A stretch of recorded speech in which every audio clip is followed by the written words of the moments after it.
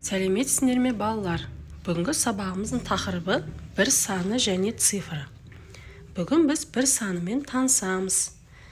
Бірінші тапсырмаға қарайық. Суретке қара, қай заттар бір-бірден екенін айт. Ал балалар, біз суретте не көріп тұрмыз? Бұл бір бөлме, бөлмеде әртүрлі заттар бар екен. Бір сағатты көріп тұрмыз. Үстелдің үстінде бір компьютер тұр. Бір лампа тұр, және де бір кровать тұр. Келесі, суреттегі әртүрлі заттардың санын анықта. Олардың санын карточкалардан көрсет. Яғни, бір карточкадағы бір санымен сәйкес келетін, яғни бір-бірден тұрған заттар. Яғни, олар сағат, бір компьютер, бір лампа, бір кровать. Екінші, екі санымен сәйкес келеді. Яғни, екіден қандай заттар бар бұл жерде? Екі доп көріп тұрмыз. Екі гүл тұр, терезенің алдында. Және де екі сурет ілініп тұр. Бір сурет ілініп тұр, бір сурет шкафтың ішінде тұр, сөреде тұр бір сурет. Яғни, екі картинка, екі сурет. Келесі, үш санымен сәйкес келетін. Яғни, қай заттар үштен тұр? Бұл жерде үш қорапты көріп тұрмыз, Сөрелерде тұрған үш қорап. Біреу шкафтың төбесінде бір қорап тұр, және де сөренің ең астыңғы бөлігінде екі қорап тұр. Жалпы үш қорап бар екен. Төрт санына сәйкес келетін. Төрт зат көріп тұрмыз ба біз бұл жерден? Бұл жерде төрт бірдей зат жоқ екен. Келесі, 5 санымен сәйкес келетін. Яғни, 5 вагондарды көріп тұрмыз, паровоздың вагондары. Пойыздың 1, 2, 3, 4, 5. Яғни, ол 5 санына сәйкес келеді. Одан кейін 6 санына сәйкес келетін 6 зат көріп тұрмыз ба бірдей? 6 зат көріп тұрған жоқпыз. Келесі, 7 санына сәйкес келетін. Ондай да зат көріп тұрған жоқпыз. 8 санына сәйкес келетін.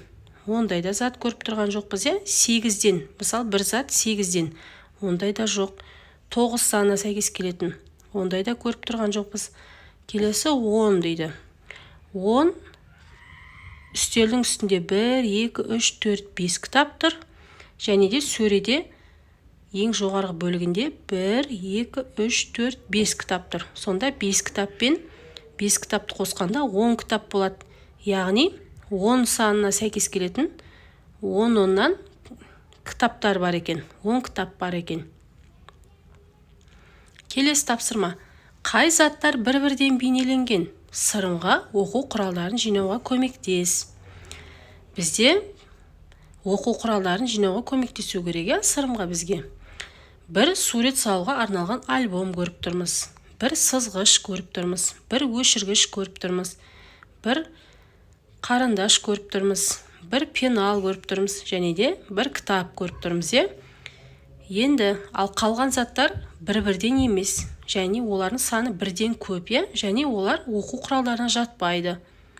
Қалған заттарымыз бізде оқу құралдарына жатпағандықтан, біз оқу құралдарын жинауымыз керек. Яғни ол сызғыш, өшіргіш, қарындаш, кітап, сурет салуға арналған альбом, және пенал. Және осылар бір-бірден бейнеленген. Осы оқу құралдары болып саналады. Келесі тапсырма. Әр затты сана және олардың санын салыстыр. Біз суретте әртүрлі оқу құралдарын көріп тұрмыз, Неше өшіргіш бар? 1, 2, 3, 4. 4 өшіргіш. 4 өшіргіш. Және 4 өшіргішті біз қаламсаппен салыстырайық. 1, 2, 3. 3 қаламсап бар екен. 4 өшіргіш 3 қаламсаптан артық. Өйткені өшіргіштің саны қаламсаптан көп. Келесі, бір қылқалам көріп тұрмыз бояйтын. Және 3 қарындаш көріп тұрмыз. Бір қылқалам 3 қарындаштан кем. Өйткені қылқаламның саны қарындаштан кем. Өйткені қылқалам біреу ғана, ал қарындаштар үшеу, олар көп қылқаламнан. Келесі, екі ұштағыш көріп тұрмыз және екі қайшы көріп тұрмыз. Олар бір-біріне тең. Екі ұштағыш пен екі қайшы бір-біріне тең. Өйткені екеуінде саны бірдей.